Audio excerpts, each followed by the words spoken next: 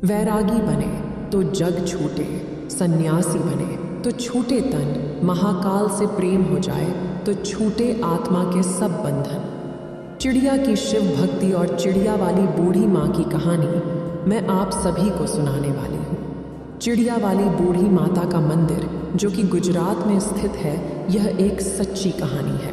अगर आप यह कहानी सुन रहे हैं तो पूरा सुनिए। इस कथा को आधा अधूरा छोड़कर जाने की गलती मत करिएगा, क्योंकि इस पवित्र कथा को आधा अधूरा छोड़ने से आपको पाप भी लग सकता है। इसलिए इस कथा को पूरा सुने। आप शिव भक्त हैं तो भोलेनाथ का अनादर ना करें।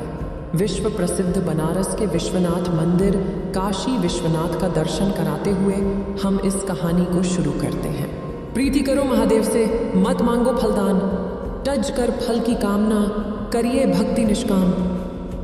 एक गौरैया पक्षी का जोड़ा एक बड़े से मंदिर में उसके पास स्थित पेड़ पे रहा करती थी, और उस शिव मंदिर में जब भी पूजा पाठ, सुबह शाम जब भी आरती होती, तब वो दोनों पक्षी, वो दोनों चिड़िया उस मंदिर में आते और भगवान शिव का आराधना करने लगती और घंटों घंटों बैठे महादेव की भक्ति में लीन रहते। इतनी भक्ति करते, निराधार भक्ति करते कि उन्हें अपने तन मन का, अगल बगल के होशो हवास का कोई पता नहीं रहता। उन दोनों पक्षियों का रोज का यही नियम था। सुबह शाम जब भी मंदिर में घंटी बजती, आरती होती, तब ये पक्षी उस मंदिर में पहुंच जाते और भगवान शिव का आराधना करने लगते। उसके बाद अपने बच्चों के लिए और अपने लिए चारा पाने का व्यवस्था करते। उन दोनों पंछियों का, दोनों चिड़ियों का यही रोज का नियम था। और उसी मंदिर के बगल में थोड़े ही दूर पर एक बूढ़ी माँ का घर था। उस बूढ़ी माँ की कोई संतान नहीं थी। उनके आगे पीछे देख रेख करने वाला उनका कोई नहीं था। वह अकेले अपना जीवन व्यतीत कर रही थी और उस बूढ़ी माँ को पक्षियों के प्रति बड़ा लगाव था और चिड़ियों को, पंछियों को बहुत प्रेम किया करती थी। उनके लिए रोज नित्य प्रति अपने घर की छत पर पानी, दाने, यह सब चीज़ें डाला करती थी। उस बूढ़ी माँ का यही काम रोज का था और वो दोनों चिड़िया उस बूढ़ी माँ के छत पर आते और आसानी से दाना चुगते, खाते पीते और उसमें से कुछ अपने बच्चों के लिए अपने साथ ले जाते। इसी तरह उनका जीवन व्यतीत हो रहा था। उस बूढ़ी माँ के कारण उन चिड़ियों का पेट भर रहा था और साथ ही वह आराम से निश्चिंत भगवान शिव का आराधना कर पा रहे थे। अब इसी तरह दिन गुजर रहे थे। एक दिन की बात है, वो बूढ़ी माँ बीमार हो जाती है। वो अपने बिस्तर पर पड़ जाती है। उनका बहू बेटा तो कोई था नहीं कि उनका उपचार करता, उन्हें दवाई वगैरह हलाता। अब बूढ़ी माँ बिना दवा के, इसी तरह बिना सेवा के बिस्तर पर पड़ी रहती। अब वो अपने छत पर दाना पानी नहीं डाल पा रही थी। अब जब वह गौरैया पक्षी उस बूढ़ी माँ के छत पर दाना चुगने के लिए आते तो वहाँ दाना पानी नहीं देखते हैं, तो वो सोचते हैं कि बूढ़ी माँ कहाँ चली गई, दाना पानी क्यों नहीं डाल रही है। इसी तरह 2 दिन बीतते हैं, 3 दिन बीतते हैं। धीरे धीरे वो बूढ़ी माँ कमज़ोर होने लगती है। बिना दवाई दर्पण के एक दिन उनकी मौत जाती है। अब जब वो पंछी देखते हैं कि बूढ़ी माँ का कोई पता नहीं चल रहा है और छत पर दाना भी नहीं डाला जा रहा, तो वो घबरा जाते हैं और बहुत ही परेशान होते हैं और उस बूढ़ी माँ को पूरे गांव में आस-पास ढूंढने लगते हैं, खोजने लगते हैं। खोजते खोजते दोनों थक जाते हैं। तो उसमें से जो मादा गौरैया थी वो अपने पति से कहती है, स्वामी, बूढ़ी माँ का कोई पता नहीं चल रहा है। बूढ़ी माँ कहाँ चली गई? वो हमें दाना पानी दिया करती थी और अन्य पक्षियों का देख रेख किया करती थी। वो कहाँ गई? हमने कितना उन्हें ढूंढा लेकिन वो मिली ही नहीं। अब हम क्या करें? उस गौरैया का पति कहता है कि प्रिय, हमने हर जगह बूढ़ी माँ का तलाश कर लिया, बूढ़ी माँ कहीं नहीं मिली। एक जगह हमने उन्हें नहीं देखा, उनके खुद के घर में। हमें उनके खुद के घर में जाकर देखना चाहिए, शायद वो बीमार तो नहीं। अब यह कहने के बाद वह गौरैया पंछी बूढ़ी माँ के घर चले जाते हैं और जब अंदर जाके देखते हैं तो बूढ़ी माँ अपने बिस्तर पर लेटी है। उनके शरीर में कोई हलचल नहीं। उनके चेहरे पर, उनके बदन पर मक्खियाँ भिनभिना रही थी। वो पंछी अपने पंखों के खड़खड़ाहट से उन मक्खियों को हटाते हैं। बूढ़ी माँ को जगाने की कोशिश करते हैं लेकिन उनके शरीर में कोई हलचल नहीं। अब गौरैया का पति कहता है कि प्रिय, बूढ़ी माँ अब इस दुनिया में नहीं रही, उनकी मृत्यु हो चुकी है। ये देखने के बाद दोनों पंछी बहुत ही निराश, बहुत ही उदास होते हैं। उन्हें बड़ा ही दुख होता है। अब उन्हें दाना चुगने के लिए दूर दूर जाना पड़ता है।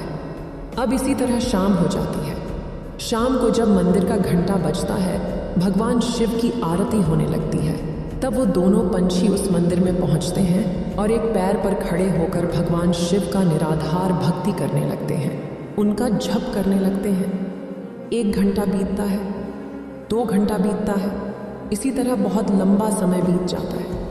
इसी तरह बिना खाए पिए लगातार महादेव का भक्ति करते रहते हैं। ऐसा करते करते 1 महीने बीत जाते हैं। उन पक्षियों ने महादेव का भक्ति करना छोड़ा नहीं। महादेव का भक्ति करते रहे।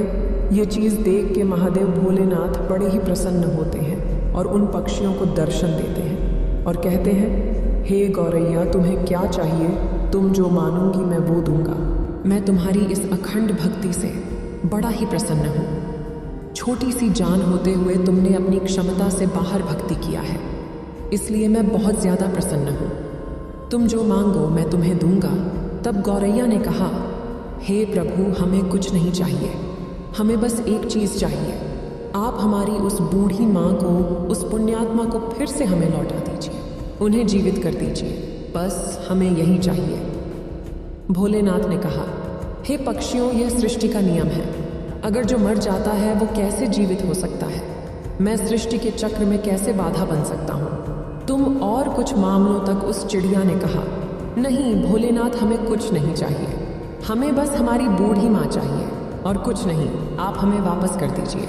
तब भोलेनाथ ने कहा, पंछियों, अब वह बूढ़ी माँ का शरीर गल चुका है, उसमें से कीड़े निकलने लगे हैं, उनका शरीर क्षत विक्षत हो गया है। मैं उन्हें कैसे जीवित कर सकता हूँ? उनका शरीर ही ठीक से नहीं रहा तो उसमें प्राण कैसे फूंकूं?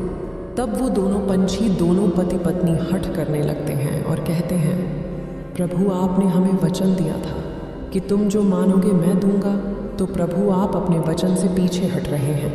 भोलेनाथ, आप अपने वचन से फिर नहीं सकते हैं। तब महादेव ने कहा, हे पंछियों, तुम्हारे हठ और अपने वचन के आगे मैं विवश हूँ।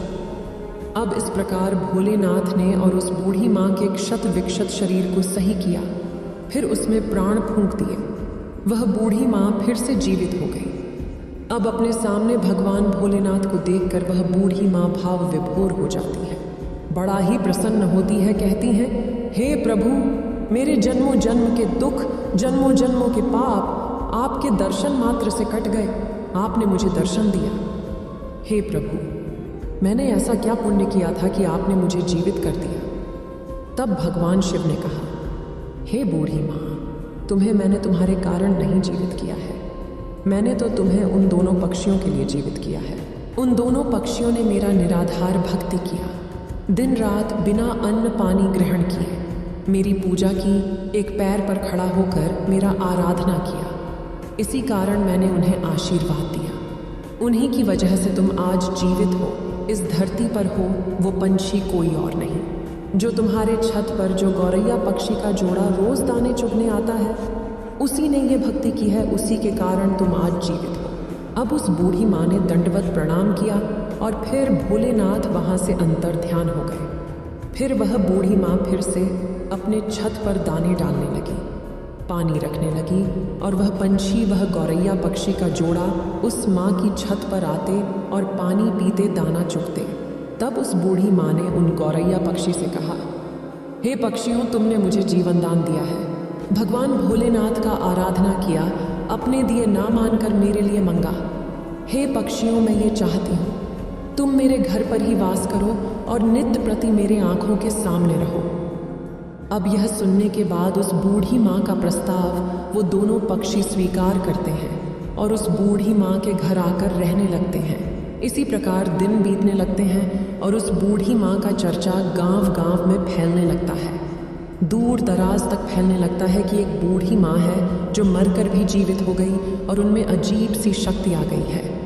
अब इसी तरह उस बूढ़ी माँ के पास धीरे धीरे करके एक एक लोग, जिनको कोई दुख रोग होता, उनके पास आता और अपना कारण बताता। भगवान भोलेनाथ के नाम पर पूजा पाठ कर दिया करती, तब उन लोगों का दुख दूर हो जाया करता। धीरे धीरे लोग ठीक होने लगे। अब उस बूढ़ी माँ का ख्याति दूर दूर तक फैलने लगा। और दूर दूर से लोग उस बूढ़ी माँ के पास अपना इलाज कराने, अपनी तकलीफ़ों को दूर करने के लिए आया करते। अब इसी प्रकार बहुत दिन हो जाता है और वह बूढ़ी माँ जीवित उसी स्थान पर अपने उसी घर पर समाधि ले लेती है। आज उसी समाधि स्थल पर उस बूढ़ी माँ का एक भव्य मंदिर है। वह मंदिर गुजरात में स्थित है। चिड़िया वाली बूढ़ी माँ के नाम से वह मंदिर जाना जाता है।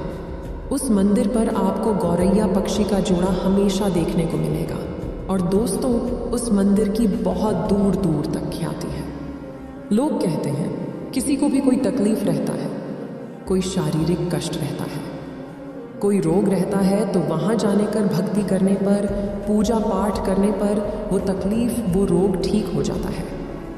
एक गौरैया पक्षी ने उस बूढ़ी माँ को कैसे अपने अखंड भक्ति से जीवित कर दिया। भोलेनाथ की कृपा से ही वह बूढ़ी माँ जीवित हो गई। वह बूढ़ी माँ लोक कल्याण करने लगी। तो दोस्तों, हमें इस कहानी से एक सीख मिलती है कि हमें कभी किसी दूसरे पर निर्भर नहीं रहना चाहिए।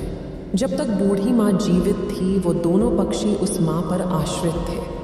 उनके मरने के बाद वो पक्षी तिल मिलाने लगे कि हमें भोजन कहाँ से मिलेगा।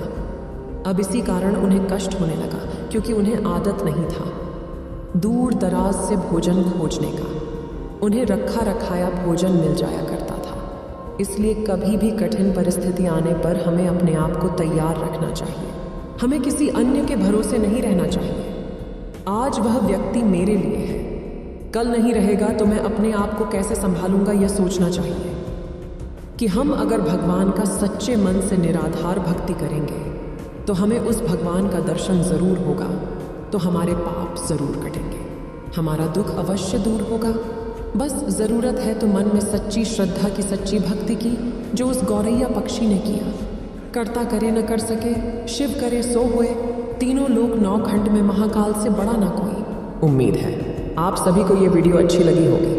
अगर आप शिव के सच्चे भक्त हैं तो चैनल को सब्सक्राइब और वीडियो को लाइक करके कमेंट में हर हर